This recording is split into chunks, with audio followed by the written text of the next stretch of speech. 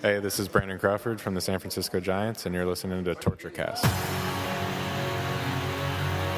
You're listening to a podcast by and for fans of the San Francisco Giants. Let's go, Giants! With hosts Willie Dills, Chad King, Ben Lee, and Eric Nathanson. Dedicated to the greatest team in Major League Baseball, the San Francisco Giants. This is TortureCast. Standing on time, not gonna stop. We came to play, ain't slowing down. Falling on, we're here to stay, and we're stomping on whatever's in our way. I'm feeling like a Giant tonight. It's Monday, May 22nd, 2017, and this is episode 123. That's right, 123 of the TortureCast, the podcast by and for fans of the San Francisco Giants. I'm your host, Chad King, and joining me tonight, as always, all the way from Florida man, Eric Nathanson. Eric, how you doing today? I'm doing well. It rained today, and we've been in a crazy drought. Like, y'all Californians think you guys get a bad drought. We had one this year. We've had brush fires everywhere. I'm not even kidding you. I've been able to see the smoke and everything like that. So we got rain today, so it's wonderful out here right now. And the fact that the Giants are winning, it's like the world's on its normal axis again. As a Californian, I have a hard time imagining Florida having brush. It just seems like everything is just swamp and wet stuff. So, nope. How are there any fires in Florida? How is that possible? When you get less than an inch of rain over the first 3 months of the year, there you go. There you go. That is weird, actually. That is very California drought-like, southwestern desert-like. I'm not kidding you. We are in the, after today, it probably changed, but we were in the extreme drought conditions for the last about 2 weeks. But no restrictions on watering your lawn or anything like that, right? Oh, no, there have. Absolutely. There have been. Really? Okay. Burn bans in place. Certain people can only, water this, odds and evens water in certain times. Yeah, it's been like that for a while. Oh, okay. Yeah, no, that's definitely what happened here. It just was, lifted a couple of months ago. So it blew my mind too. As somebody coming from the Chicago area, like, we had droughts now and then, but like, it was never an issue. And coming down here, it's wet all the time. You'd think that, but no, I really did. I felt like I was in California for the last few months. Yeah. It's been so dry. Well, who's not experiencing a drought right now are. It's going to be really short on this, by the way, but I just have to mention it because it is historical. But the Golden State Warriors did sweep the San Antonio Spurs 4-0 tonight, and that puts them at a perfect 12-0 to start the playoffs. They are going into the finals, which started on June 1st, the first team ever to have gone 12-0. And to be honest, not one game really has been that close. It's been pretty amazing what the Warriors have done. We spent a little time on the Warriors in years past. This is their third consecutive final, so this is why we do this. Three of us, maybe not you, are Warrior fans. Okay, no, but so, here's the thing.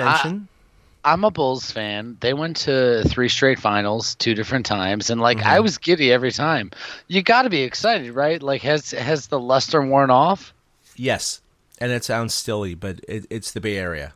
So, even with the Giants, with 3 and 5, people got used to it, and I'm not kidding. I'm not saying I got used to it, but I'm saying that other people in the Bay Area, because we have so much crap to do, and there's so many elitists in this, this area. I'm not dissing my own hometown here, but the reality is, people are like, I have other shit to do. So if you're not going to win, I don't care. Basically, that's really the reality of it. Not your diehard fans, of course not. I'm a diehard Giants fan, so of course it wasn't like, oh, I'm so used to them winning, I'm just not going to pay attention. I freaking do a podcast, but you make a good point. The people in Cleveland, they don't have much, so they have to grab onto their sports teams. It's not like you have as many options and different places and things to do things. No, you're stuck in the middle in Ohio. That's one of the biggest knocks on Bay Area fans is the fact that, they've had good college teams for basketball and football, and obviously good, professional teams here and there with the Niners and the Raiders in the past, and of course the Giants and the A's way back when.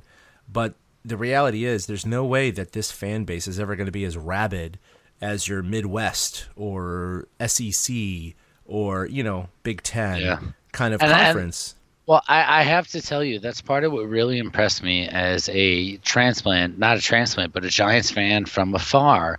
I really was impressed by how the fans took to the Giants in the 2010, 2011, 2012, that whole stretch. I wasn't sure that the Giants would ever have fans because I remember the 80s and the early 90s, when it was not as many people at Candlestick Park before Bonds got there, and it was nice to see. I always viewed Bay Area fans as if you're not winning. So you're right. That's even how an outsider views it. No, it's true. It's with Candlestick, I have many quad Candlestick pins, but your core audience, your core fans, it's like 6,000-7,000. It's just the way it is. I mean, granted, it was cold and everything else, but hey. The Bay Area is going to take it right now with the Warriors, what they're doing. It's pretty incredible, 12-0. The Cleveland Cavaliers probably will eventually vanquish the Boston Celtics, who stole a win last night. But 10 days off for the Warriors could actually hurt them, but remains to be seen. Hopefully, they won't get up 3-1 and then blow it. So, well, sorry, they did set a record, but it's like a qualifier. They're the first team to do that 12-0 since the first round went to the best of 7. Because there's a couple teams that did it when the first round was best of 5. The Lakers did it once, and somebody else did it once. It was 11-0. Yeah, none of the Bulls teams did it. I know that, but I know Lakers did and somebody else did. So it's kind of like the same thing. So if they can win game 1, game 2, because they're going to have home court in the finals. Yeah, isn't it crazy? Like they could. Like, what if they got beat, by the Cavs? Let's just say 4-2. I mean, just throw it out there. They could be 14-4 in the playoffs, and not win the finals. Isn't that weird? Yeah, that's what's happened. They've set themselves up for that. They're going to have such a disparity. But the Cavs have too. It's congrats to Warriors fans. I think it's cool going to the finals in any sport 3 straight years. I mean, the Giants haven't even done that. No. I mean, basketball is one of those unusual sports where baseball is so controlled by the pitcher. So no matter what your lineup is for the day, if you don't hit a couple bombs, you're really relying on your starter. So the starter really controls so much of it. Unlike basketball, where there isn't. I mean, yes, one guy can take over, a la Michael Jordan, Steph Curry, LeBron James, but he is not involved in every single play necessarily, right? Like the pitcher is. So that's why baseball, even your best teams play 60% or 600 ball. But in basketball, I mean, look what the Warriors have done. They've won all 12 of their playoff games. They've won 27 out of their last 28 games. Does that happen in baseball? Not at all. Not even close. It's because it's normalized by the starting pitcher of the day. So it just hit me, and I know we're going to move on from this, but it just hit me that Warriors fans have had 3 different types of playoff experiences. Mm-hmm. Y'all had the first run, which was the, oh, my God, they're going to do it. Oh, my God, they're going to do it. They did it. And then you had the second run, which was like, okay, they're the best team. They won 70 whatever games they won last year. Okay, honestly, I'm not trying to be funny. I didn't remember. No, right. Oh, okay. And then they didn't win it. And this year they have the 12-0 run. So it's kind of like each team gets to establish itself on its own. But now, like, the 12-0 team has drawn from those 2 years. Mm. And you got to be feeling confident as a Warriors fan heading in just because of that reason. Well, speaking of confidence, the Giants have been playing very well since our last podcast. They were already playing well then.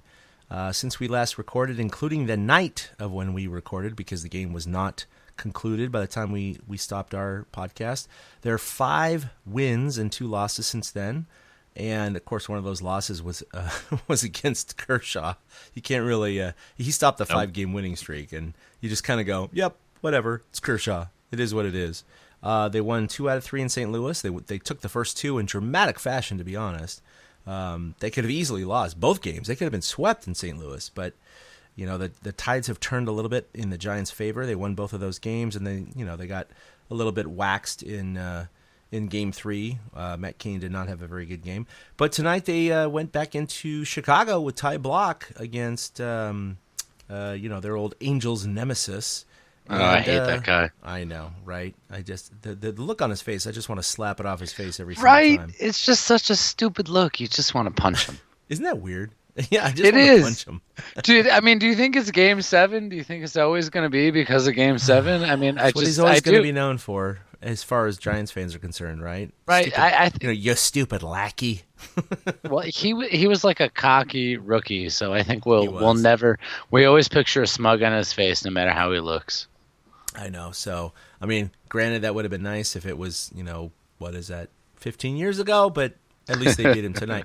That being said, they had a commanding 6-0 lead. The Giants were looking unbeatable. I mean, they were just fantastic. Ty Block was fantastic. They go to the bottom of the eighth, and it's a man on and a home run, and then a triple, and then suddenly he's pulled out at 6-2, and Derek Law comes in, gives up the home run.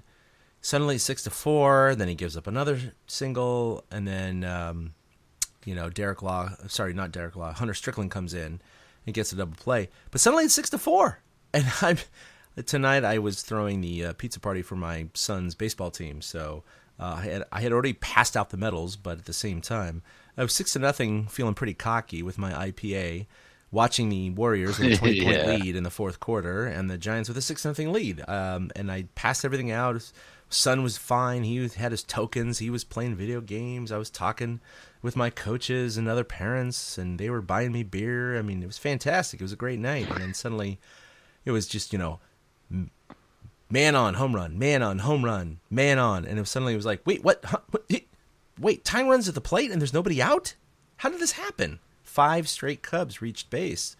And suddenly it became a torture again, which was a little frustrating. Melanson, of course, ended up closing it out in the 9th after a 2-out hit. Still put the tying run at the plate. But how are you feeling during that sequence? Well, actually, it's funny. I felt fine. I really did. I'm not as worried about the Giants bullpen as many seem to be. I blame Bochy for starting Block in the 8th. Like, I get it. The kid was on a roll, but I felt like he'd pushed him far enough already at that point. And if he had brought somebody in for a clean inning in the 8th inning, I think the Giants win that game 6-0. Yeah, quite possible. I think that the bullpen was overmanaged tonight, and I thought it was kind of on Bochy. And when he brought Strickland in, and it's funny, Strickland's a guy I talked to you about it before the show. I'm like so high on right now. When he brought Strickland in, it was kind of like, okay, things are going to be good. And then he pitched beautifully. He got Contreras to hit into the double play, and then Melanson. I mean, this was the thing that the Giants couldn't do last year. They couldn't close the Cubs out.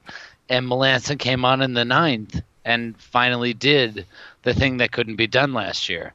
That's what he got signed for. Like, there's like hyperbole, but it's literally true. He got signed to prevent the Cubs from coming back like they did, and he did the job tonight. It was a good all-around win. Like, the one inning of Block, pretty much hitting a wall, and then a couple runs giving up, I wasn't worried about it. The Giants are in a really good place right now. It sounds weird, but they are. They're in a really good place. Guys are hitting the ball when they need to. You can tell when they have pitchers off balance. You can tell when the guys have pitchers figured out. They're driving balls to the gap more.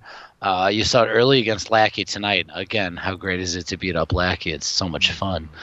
And the whole lineup just seems to be better right now. They're all kind of lined up, hitting the ball better, and I wasn't worried. Like, if they had tied the game, I kind of figured the Giants would still be in it. I mean, they showed us this weekend against St. Louis. I mean, that was a hell of a game Saturday night. You end up with a rain delay, extra innings. I mean, everything happened in that game, and they still came out with the victory. They had 2 hits after, 10 or 11 innings. I mean, you should not win a game in which you have 2 hits after 11 innings. That's just insane. They didn't get a guy to second base till like the 12th inning or the 11th inning or something like that. I think Buster got to second in the 11th. But but they still won that game. And Giants teams that are bad, they keep losing those games. Giants teams that are good, they start winning those games. And that's what they need, because they've been bitten by the injury bug and some bad luck. So this is the kind of swing in the tide that we need. Yeah. And that bullpen that you talk about, they're the ones that get them through all those innings during it. But we only fret about them when it's all compacted into one game. Yeah, no, overall, I don't have the stats in front of me, but, I mean, you have the 17-inning game, you have the 13-inning game. I mean, you've had these close games in the last 2 weeks. The bullpen has really been good. I mean, honestly, really been good. The few games they've lost in the last 2 weeks have really been pinned on the starters, so the bullpen has been more than solid. Yeah. Unfortunately, or fortunately, they've won 3 series in a row. They have a chance to win 4 if they win one of the next 2 against Chicago. But unfortunately, they're still 9 games back of Colorado, who still inexplicably continues to win. I told they're you. 5 games under 500. So I told y'all. I kept saying it. Rockies are for real right now. They are. they're for real, though. Hey, I mean, you know, I know we're a little over a quarter of the way through the season. They're clearly going to be in the chase for a playoff spot. I mean, they're not going to suddenly play 200 ball the rest of the way. Right. So they're going to be there. They're going to be in the mix. I don't think they're going to still play, you know, whatever their 585 ball they're playing right now the rest of the way. But, you know, 9 games is a lot to make up. It's not impossible, of course. We've seen it happen many times before. With 3 quarters left of the season, you only have to make up, 3 games per quarter. So it's not that hard. But the Giants play the Rockies. Yeah, they play the Rockies 7 times during the month of June, so they can start catching up on their own. Yeah, there you go. If you win 5 out of 7 there, that's going to erase 4 games right off the top. Exactly. So that's what you need. You can't do 4 out of 7, right? Or 3 out of 7. Right. You need 5 out of 7. Goes back to the same stuff we've been talking about. They have to do good, but do better than good just the rest of the season if they want to keep competing. They have to. They're still under 500. I mean, they have to keep. If they keep doing this, if they win their 4th series in a row here in Chicago and they come back home against Atlanta and maybe take 2 out of 3 from Atlanta, they're going to start creeping up to 500 here. And if they can reach 500 or, in the ballpark by the All-Star break, which is still a good 6 weeks away, plenty of time to do that, they're going to be a good position. They just cannot falter. That's what they need to avoid. They need to avoid that, losing 7 out of 9 kind of thing, because that's just going to pummel them into a hole that is just going to be too hard to get out of. So they have to keep sustaining this winning every series or 3 out of 4 series, because their beginning of the season was not just bad, it was historically bad. They need to be historically good to get back out of it. We talked a little about the game tonight, but Eric, you wrote a great piece on the Giants' chance of making a playoff push. Now, we've talked about this the last 2 podcasts, and I look at the numbers before they started this winning streak, and even when they kind of pseudo started it last week.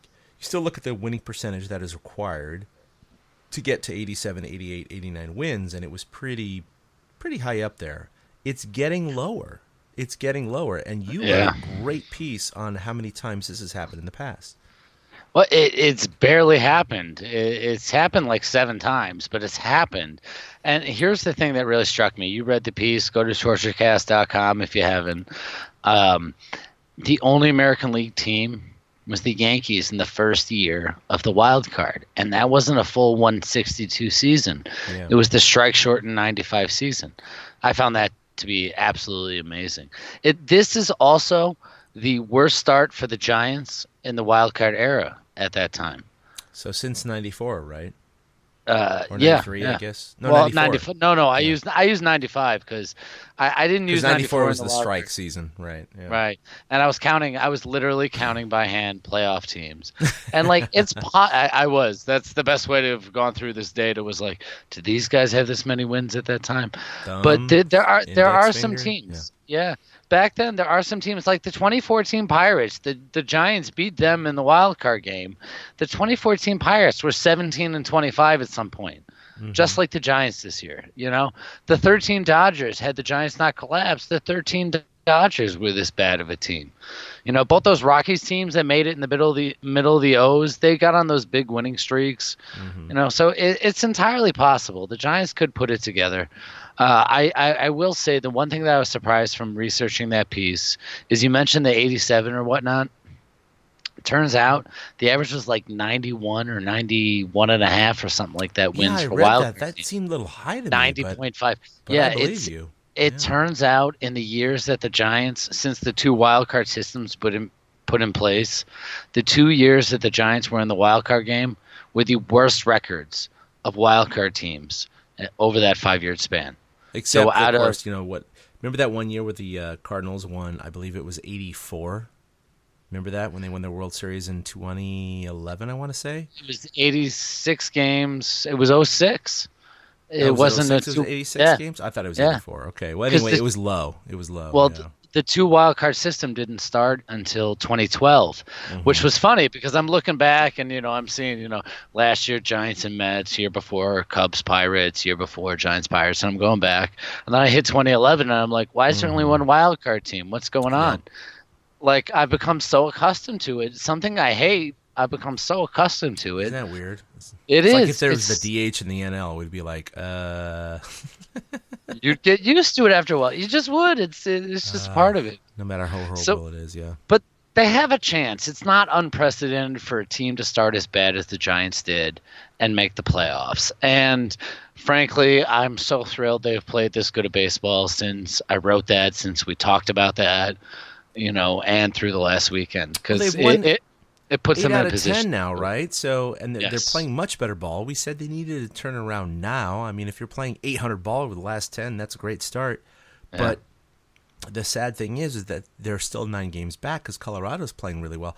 But on the converse side, if they were playing the way they had started the season, they'd be like 14, 15 games back right now, and the worst in the NL. So, I mean, they're doing what they can. They're not 9 games back of the wild card. So they're in position to do what they need to do. It's just, we need to stop with the injuries. We need to keep with the hot streaks, which we're going to get into.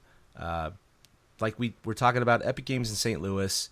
It was crazy because their last road game before their last homestand, they won for the first time in exactly 2 years, in which they were down in the 9th inning.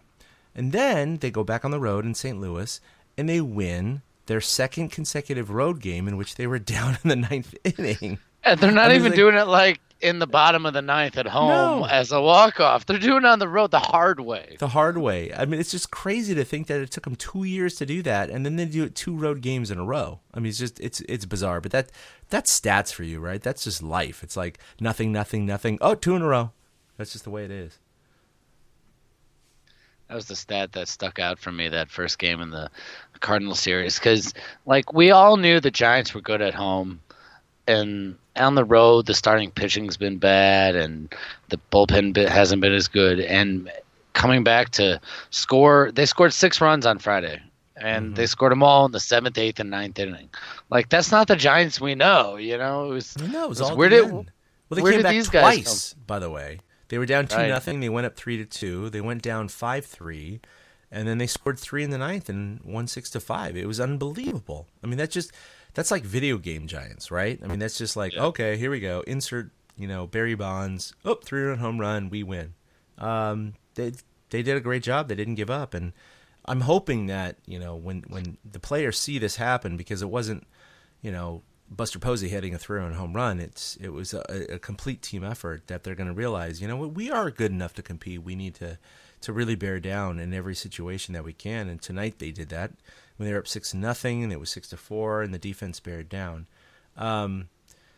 Overall, Christian Rowe, of course, in the extra inning game, delivered the 2-run double, which they had a sac fly to make it 3-0.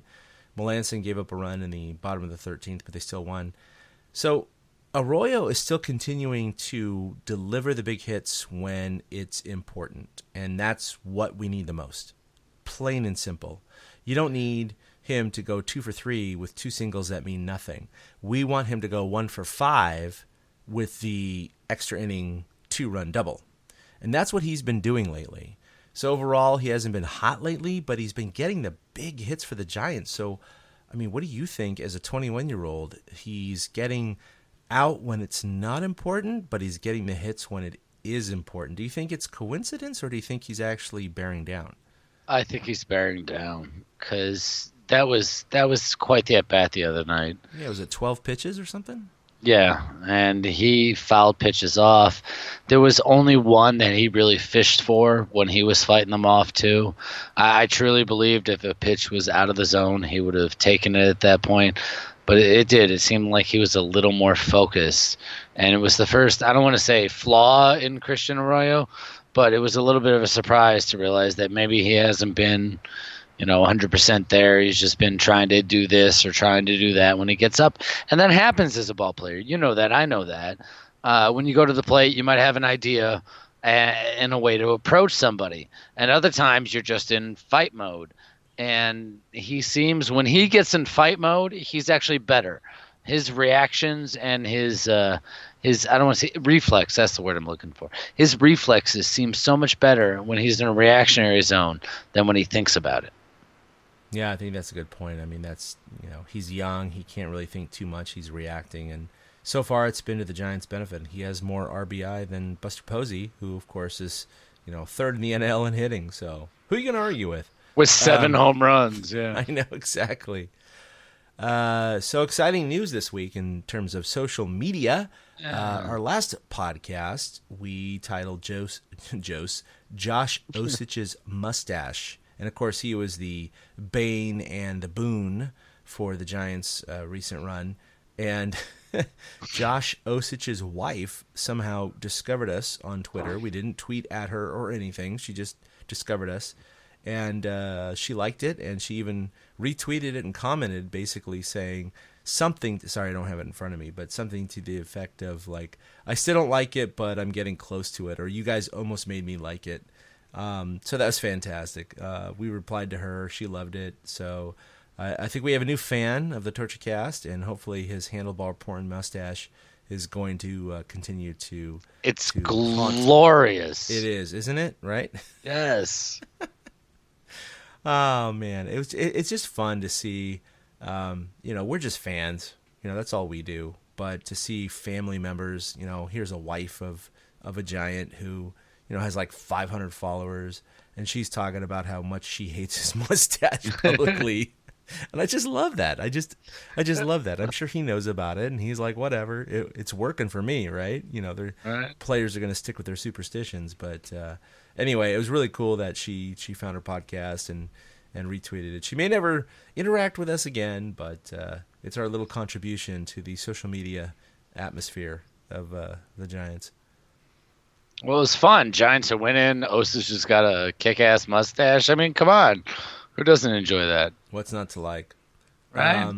And then even bigger news in terms of social media awareness, that last article that I was talking about with Eric about the Giants' chances of making the playoffs, which was really well researched. In fact, it was something that I was thinking about, and I kept going in between my hours at work going, that's going to take a while to research. Oh, my God. I can't even tell you. What year, and what's their win record, and how many teams have done it, and it's not something that you could just Google. It's a big piecemeal work, and yeah, because you can't search okay, these teams had this record. You know what I mean? You have to find, because so many teams make the playoffs in every year, so you have to find what each team's record was. No, you did a great job of that. It's a very manual process that you did, and I recognize that. Unless you have some digital assistant that can answer all your questions. I wish. Yeah, I know. Siri can't do that. Anyway, so he wrote this great article, and Tim Flannery, of all people, discovered it and liked it. So we assume he read it, and that's awesome because this is a dude that's on CSN Bay Area. He's on MLB Network. He's very active on social media, so really cool that he followed us and loved your article, Eric. How'd you feel about that? Well, he followed the podcast too. So if Tim sees new episodes and listens to them, thanks, Tim. Appreciate you listening. Appreciate the 10 minutes you took talking to me about music and stuff in Tampa. I thought that was cool because I have to wonder. I don't watch the pre and post, so I have to wonder, did Tim go to the desk and sit there and talk about, well, there's been 6 or 7, whatever the number was, I can't remember because I closed the window, teams that have come back and won games. Like, how cool would that be? And it's funny because I knew Tim's brother Tom pretty well, but I haven't seen him on social media at all lately, and I don't know what happened. So it was kind of nice from that aspect. It was kind of nice for me to have the Flannery family kind of like recognized back in my life, because I love Tim's a great follow. If you don't follow Tim on Twitter, or if you don't follow him on Facebook, he's a lot. The Love Harder Project. Go to loveharderproject.org to help with Tim Flannery's nonprofit stuff. He does all sorts of great work. It's all about spreading the love and things like that. So it's kind of nice, though, because, a baseball mind like his also had to have been curious about it. And the fact that I researched it and he looked at it made me feel good, made me feel good that somebody's, thought about it. And he's like, he probably got the answer to his question by reading my post. Yeah, I mean, if 4 people read your article, that's one thing. You kind of get depressed. But then when one of them is a major league analyst, then you go, okay, I don't care who else reads it. So, I mean, Fantastic. And I'm totally writing for this Thursday. So, yeah. Good job, Eric. So here's one thing when I was doing my stat research for the show that I thought that was interesting. Now, Cueto has a 4.5 ERA, and I was like, okay, yeah, he's underperforming. We all know this. He had a 2.79 ERA all of last year, so he's pretty high for where he really should be. He can't. It's not that he can't turn it around, but he needs to string a couple of 1-run shutout kind of performances. Anyway, that 4.5 is the best on the Giants in terms of starters ERA, which is very disappointing, and puts him at 30th in the National League. Actually, I should say in Major League Baseball. St. Louis has 3 starters in the top 5 and 4 starters in the top 9 in all of Major League Baseball. So I think that gives a little bit of perspective on where the Giants would like to be. Not that ever going to get there, but they're starting pitching clearly with Moore and Samardzija and Kane. Recently has been much better. We'll talk about that in a minute. But, for the duration of the season has been pretty horrible. And this is not the Giants' weakness. So it's a little frustrating to see it. You would expect the Giants to be where St. Louis is right now. Yeah. It's weird. You try to figure out how they're winning these games if the starting pitching has been the way it has been. It's certain guys like Block and even Smarsha are picking it up right now. Yeah, I think it's one of those things where the starters have been so bad at every start. Or shouldn't say every start. Most of their starts, if you give up 9 runs or 3 runs and get the loss, a loss is a loss, but those 9 runs really skew the ERA, right? And then you come back and get a win, giving up 1 or 2 runs, you get the win, but it's still like 10 or 11 runs over 2 starts, so the ERA is still not good. I think that's what's going on, is when some of these starters have been pummeled earlier in the year, they get pummeled. It's not a close game, so the numbers have been skewed a little bit, while St. Louis has been a little bit closer to the mean, I would say. And that's why their numbers aren't as bad, even though their win totals aren't that much different than the Giants' win totals. So. It's strange too, because the Giants are supposed to be known for good pitching, and then you look at all that and you're like, well, how the hell are they winning baseball games right now? Yeah, I don't have pitcher is 30th in Major League Baseball. There's 30 teams, guys. There's 30 I don't teams. have an answer. I don't have an answer for anybody, but they're just winning games. Yeah, I mean, if you told me that the Giants' best pitcher would be the 30th ranked ERA more than a quarter of the way through the season, I'd be like, they're done. And they still may be, but I would expect them to be a little bit worse than where they are now with, 6 games under 500. Yeah, they're not yet. So, did you see, by the way, Ruggiano's home run tonight, which made it 6-0? I did not. I was on radio at that point. Oh, it's hilarious. I didn't see it live, but I did see the replay of it. So he hit it to dead center field, and it landed in the basket. And then another ball mysteriously popped right out of the ivy about 3 feet below where that ball landed. It was unbelievable. And the center fielder didn't even notice it. He turned around when it was going in the basket and kind of just didn't care. But it birthed a new ball. And so I Googled, if that's happened before. It's happened numerous times, including in 2013 when Chase Utley hit a triple into the gap in right center field when he was with the Phillies at of course Wrigley Field. He hit a ball that bounced like 9 times into the ivy.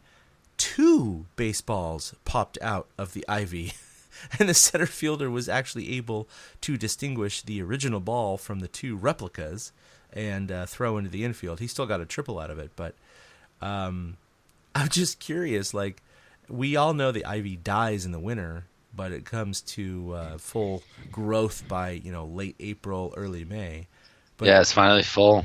it's just bizarre. It's really bizarre. I mean, that it's probably a batting practice ball, of course, but to see these balls popping out of the ivy during a regular season game, it's almost like some kid is checking their T-ball out there. But just bizarre. Just a weird thing. See, that's funny to me because that's not too bizarre to me. Like, I've seen that happen so many times because I grew up watching Cubs games and I grew up, going to Wrigley. Yeah. Like, it's normal to me. Like, if 2 balls come out, like, okay, they don't know what to do, so they kind of just stop play there and stuff like that. Like, I've seen all sorts of stuff. We've seen guys reach into the ivy to grab a ball when they shouldn't have. Guys, like put their hands up when the ball is sitting there at the bottom of the ivy and everybody can see it, but they are, trying to act like, no, that's not the real ball. It's just funny to me personally because I've seen it so many times with the ivy because the ivy it's finally getting in full bloom right now. Although I noticed, and I don't know if you noticed watching this, now that the bullpens are in that new location, there seems to be like a brick ring around the doors instead of ivy where the bullpen is underneath. Huh. Interesting. Yeah, they've done so many modifications there. I don't know anything about that, but I just am curious, like in the off season, if they get some Jurassic Park kind of detective, with a magnetometer and just like how many baseballs are trapped within the ivy. It'd be interesting to find out. What would you put the over under on, by the way? Oh my God, it's got to be like 20 or 30 at least. Yeah, that's what I was thinking. I was thinking like 25 or something. I still love. Do you remember that commercial from a few years back where somebody reached in the ivy and it's like Andre Dawson and he comes out. He comes what out. year is it? That's a perfect facsimile, exactly for what's going on. It's fantastic. That's one of my favorite. All right, so Denard Span did not start today. He's not going to start tomorrow. He has a hand injury because he was jammed. Is this guy ever going to be healthy for more than like 7 or 10 days? I mean, they should create a 10-day abled list for him. So he's going to play for this stretch, and then he'll play for this stretch, and then you can't count him here at the end of July, but he'll be around in the middle of August. Yeah, they need an abled list for Denard Span. I mean, shit. I mean, he came back so good too off the DL with the home runs and extra base hits. It's like he ran out of steam, or his body can't get through. Like, I don't know. God, you're not kidding. 10 games. That's it. The old guy in the morning, Oh, I'm gonna read my paper and drink my coffee, and that's it. I'm done. Yeah. Well, I is. look at him, and his beard is got the same speckled gray that my beard has. So he's close to my age. Well, maybe not. I don't know. So I think I'm a little older, but still, I relate. Like, I get it. The guy's tired, but too bad Gorky sucks behind him because Giants could use the center field not to be a boost just every once in a while, but at least have the leadoff, spot be good. Yeah, they've put Tomlinson out there for, I guess, 10 games this year so far. He's down back in AAA. He was sent down, and he's doing fine. But you were saying pre-show that maybe he's a future center fielder for the Giants, or at least an outfield roamer. As a backup, because Gorky's not is permanently. just No. Yeah, no, Gorky's is just not getting the job done, and it's not just that he's not getting the job done at the plate. I mean, he looks lost there, but the routes he's taking on balls are just so bad sometimes. There was a ball tonight that he dove for that turned into a triple that should have stayed a single with 2 outs. It was like the 5th inning. and there were 2 outs in the inning, and all he had to do was just cut the ball off as a single, throw it into second. But he dove for it to try to make the play. Since he's a center fielder, there's nobody behind him. They're not there in time, and it kicked all the way to the wall. It rubbed me the wrong way. Gorky's lately has just been horrible. So if Kelby can do some things, I think the Giants are entertaining the idea of bringing Kelby up as an outfield, roaming type. Well, then the outfielders with Pence going down, Span going down, Parker going down. I mean, Morse coming up. It just doesn't stop for the Giants. How long have we been talking about outfield thinness? I mean, really since Bonds left. I mean, seriously. I was about to say, yeah, since like 09, 08, like literally. No, his last season was 2007. So right. I literally think that it's been 10 plus years of talking about we just don't have 3 solid outfielders. We have 1 or 2 at given times, and the rest of, everyone is filled in by scrubs or AAAers or guys who are often injured. So it's been frustrating. Their infield has been stacked, with the core guys, at least in the last 5-6 years, and there's been no question there. There's been injuries here and there and fill-ins, but we know who those guys are, we don't know who our outfielders are. We really don't. Other than Hunter Pence, Denard Span has been around for half of the time that he's been signed, and then left field has been a vacancy. So, Nunez, Nunez has taken over just because lack of anywhere else to play him, because he knew Arroyo was going to stay at third, and I applaud Nunez. He's gotten better. No, he's gotten a lot better, but it's crazy how we were making fun of him 2 weeks ago, right? Yeah, right. Thinking there's no way this guy should be out there, and he's going back out there. Yep. But he hit a home run yesterday. I mean, he's definitely picking it up. He stole another base today. I think he's 14 stolen bases. He's only been caught once. He's third in the NL in steals. I mean, the guy's valuable. He's leading the team in doubles with 10. Yeah. So he's very valuable. It's just he doesn't have a regular spot other than left field right now. So, but like you said, he's probably going to take what he can get. And he was a freaking all-star last year. So it's weird. It's weird to think that he might be our left fielder. No, he might be. I would have never thought that 10 days ago. But what other options do they have right now? They just don't. Brandon, other than the Brandon Belt start when Buster Posey takes first base, they don't have anyone else. So yeah, even so, I like Mac Williamson came up when Pence went on the DL, and he's there to help with right field. But even when Pence is healthy, I'd rather have Nunez at this moment. I'd rather have Nunez in left than Mac. Nunez is putting together better at bats, and he's making better contact. Yeah. No, I totally agree. All right, we're going to talk about who's hot. And unlike previous podcasts, our who's hot list is actually much bigger than our who's not list. The Giants have won 8 out of 10, 5 out of 7. So this is a good thing. So I'm going to say Ty Block. He's won his last 2 starts, a 2.57 ERA. And that includes 3 runs tonight that really maybe shouldn't have happened. Like you said, he had 7 innings of shutout ball. He went in and gave up the base hit, the blast, and then the triple, and then the relief came in and gave up another 2-run home run. So suddenly it was 3 earned runs. He had 0 earned runs in 7, and then he had 3 earned runs in 7. It sounds weird, but he was pitching in Wrigley Field against the defending champs. Yeah, that was a big deal, So I think was. 7 innings he'd hit his wall. Yeah, so even 257 given still those extra 3 runs, it's amazing what he's done. Buster Posey hitting .362 with 7 home runs, still second in the National League in batting. He's cooled off a little bit over the last week, but overall still really carrying the team on his shoulders.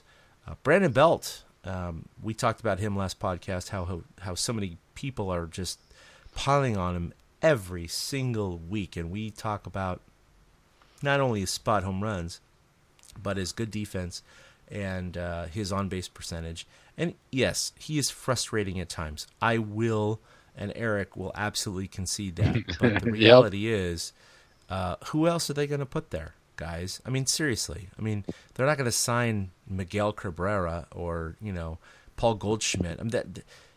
your fantasies of what the Giants could get for him just don't exist. And so I think this is who we got. This is who we have for the next year or two at least.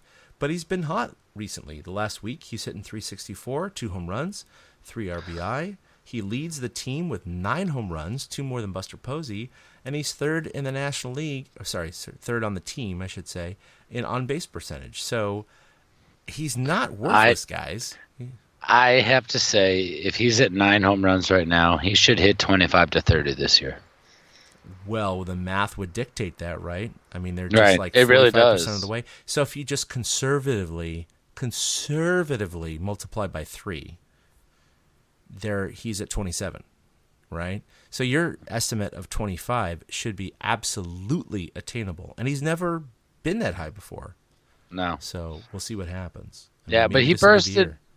Yeah, he bursted early last year, though, and then he just kind of cooled off for a little bit. So And hopefully, that's maybe what happens this year, but we'll see.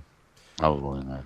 So Crawford, who I think is when he came back, the Giants just have gone on this mini tear. He's the glue. He is the glue right now. He's hitting 318 in the last 7, but I think his presence in the lineup, his presence on the field, the plays he's made, it's the intangibles that have contributed to the Giants' recent streak. And it's not because he's not doing well. He's doing very well. He's not hitting a ton of bombs or knocking in 10 runs, but he's doing what's necessary for these close games the Giants have been winning. And I put it kind of on his shoulders, to be honest. I don't know if you agree with me.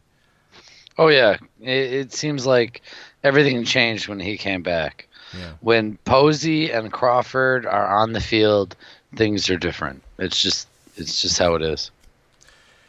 So the aforementioned Nunez, 292 with 2 home runs, 4 RBI, several stolen bases. I mean, he has been playing, the way we wanted him to play. If he continues this, we're going to be fine. I was surprised he doesn't strike out that much. No, he doesn't. He, as much as he slaps at the ball and you're like, what are you doing? Because it feels like he beats the ball on the ground a lot. He doesn't strike out that much. So at least he's like putting the ball in play and forcing things to happen.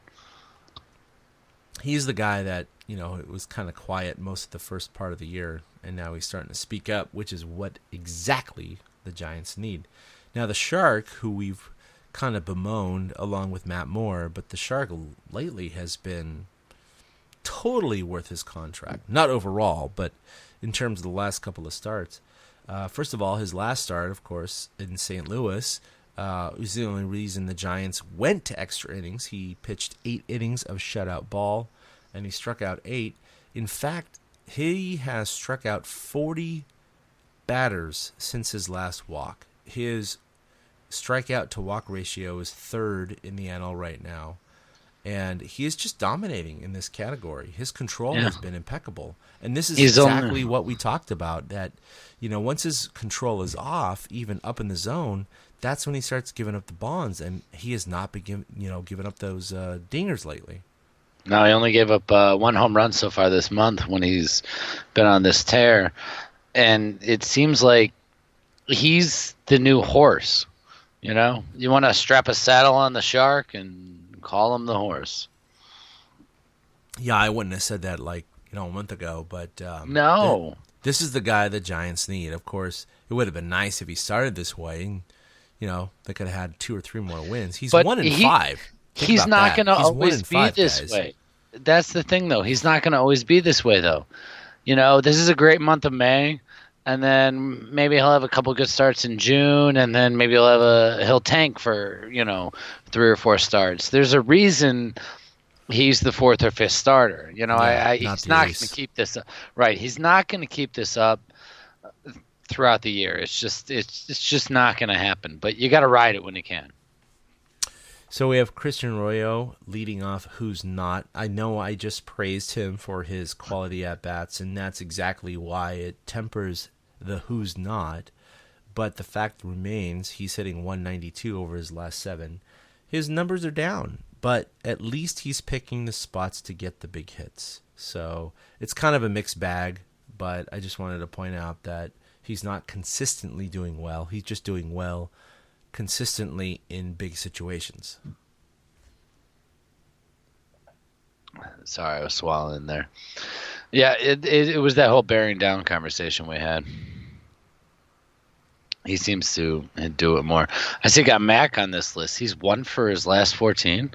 He is. He's 1 for his last 14. So he came up, spitting fire, like 2 for his first 4 or 3 for his first 5. He was doing a since. Yeah, he was doing a great job of going with the pitch. His first couple of games back, I didn't see him turning the ball over as much, but now it seems like he's swinging for the fences more. And again, a guy who only seems to bear down when he needs to. I think it's starting to explain why guys like Mac haven't stuck at this level. Well, this is what the Giants need right now. Look, Parker's down, Williamson's up. They're trying, whoever they can in left field. If Williamson can't cut it, at least he's going to come off the bench and be a power threat. But 1 for his last 14, I don't know what his options are left. I'm sure he has at least one, but the Giants just can't continue this carousel of outfielders they have right now. They need to rely on someone.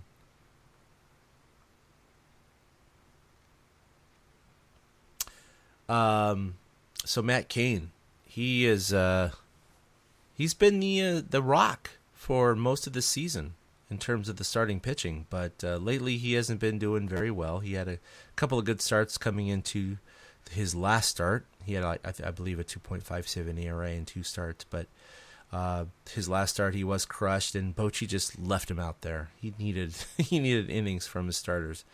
And he gave up 7 earned runs in 5.1, so his ERA is back up to I think 4.9 or so.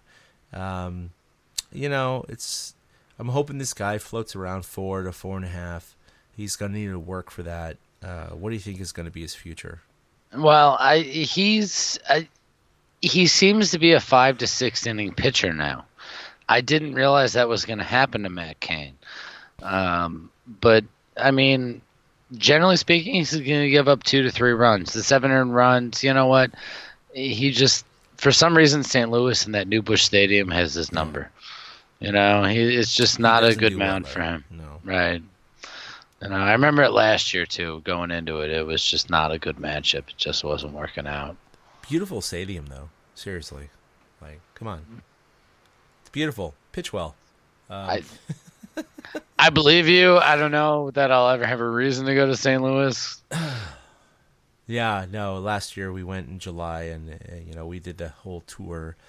We went on the field, we went in the dugouts, we went in the clubhouse, we went in the press box. It's a gorgeous stadium. So, but maybe it's too distracting. So he's okay in AT&T. Apparently, yeah. No, I don't know. There's something about a flat mound there. Maybe some people think. I don't know. Yeah, I didn't throw. Kane. I think Kane's fine. I mean, the guy uses his curveball like he was using it in 2007. So no, I think he's fine. I don't think he's hurt. He's just not. No, that's what I mean. Not I as think good as I was hoping. But overall. It was one start. I think Kane will be all right still. When's his next outing? It's at home on Friday against Atlanta. Yeah. So. Yeah. He gets to avoid the Cubs. He gets to avoid the big hitters, and that It's might help Atlanta. with his. Yeah, it might help his psyche. So coming up, we have 2 more in Chicago. No, it's 3. No, it it's is a 3. 4-game series, isn't it? Yeah, there's that's 2 right. more night games and then a day game. Okay, so when I was saying 4 series victories in a row, they actually need to win 2 out of the next 3. But splitting in Chicago is nothing to shake a stick at. That's fine. If they win They're the 1 out of the champs. next 3, it's fine. Yeah, exactly. They're the champs, and going 2-2 against them is fine. 3-1 is greed, but we'll take it if that happens. They'll do it.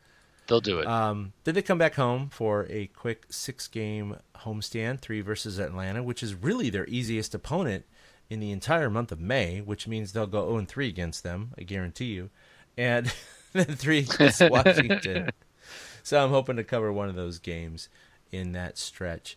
So it's time for our new favorite guy. I'm going to go with Brandon Belt. For all the crap that he's been taking the last 2 weeks, he's been really showing his contributions to the team, not only leading the team in home runs, 3rd in on-base percentage, but getting some key hits in key situations and playing some good defense. So to all you Brandon Belt haters, no, he's not an MVP, but he's a pretty good guy, so I'm going with him. My new favorite guy is also a suck it haters kind of guy, and it's Hunter Strickland, because I feel like everybody craps on Hunter because everybody remembers 2014 when he comes into a game, and there's nights like tonight where he delivers. The guy struck out 18 batters in 17 innings this year. Yep. You know, he's not allowing runners in. He's let up a hit here or there, but he's utilized his pitches better. He's just a smarter, better pitcher. You know, so Hunter Strickland's my new favorite guy. I think he's a real up and comer for the bullpen and might take Derek Law's 8th inning spot. You know, it's interesting because he's been probably the best bullpen guy this entire year, and he's been the most quiet. So Yeah. we'll see what happens because Derek Law has given up some big hits and some big situations. His stats aren't that bad, but he's letting a lot of inherited runners to score. And you get Strickland comes in tonight with the tying run at the plate, and boom, double play, right? So Yeah. just Tonight was just completely erased that rally. Tonight was just a great example for me. He just seemed so much smarter, and the way he attacked the hitters was he felt confident in his stuff, not just in his fastball, and that's key for him. Yeah, because that's what what he was doing 2-3 years ago. Hit Right, this, he was bitch. just boom. right, and he knows how to pitch now. He's not just throwing. Yeah. All right, so we should hate this guy. Look, we're going on a good streak right now. We've won a couple weeks in a row. We're not going to hate anyone. I think that is good karma. I don't know if Eric Right? agrees or not, but we're just Totally, gonna go no with this. bad karma. No bad karma. Yeah. Okay, good. Because it's worked 2 weeks in a row. So we're going to go ahead and keep that and see if we can have a winning streak or a winning record this next week. At least 4-3 or, 3-2 or 3-2 or something. Okay. Since they are on an upward tangent, we are going to do why we will win it all. So, Eric, what are your thoughts? Well, Mark Melanson, and he showed why tonight. The Giants had a 6-0 lead over the Cubs, and then it was 6-4 after some things happened, and Mark Melanson came in the 9th inning and shut the Cubs down. A year ago, the Cubs came back and beat the Giants in a very similar situation, and that is exactly what Mark Melanson was brought in here for. So they'll win it all because Melanson has plugged that hole. No, that is a fantastic answer because that is exactly why the Giants signed Melanson. Right. That's why He they did gave him it so much money. tonight. He did it tonight. He literally plugged the hole that they signed him for. You know what I mean? Like, it's not often that you get to face a team that comes on late like the Cubs do, and then they have a game like that, and the reason they signed you is because last year's guys blew it, and you shut it down. Right. And he got that chance, and I think it's going to give the Giants a nice boost for the rest of the series. But that's why they'll win it all, because Melanson can shut it down at the end.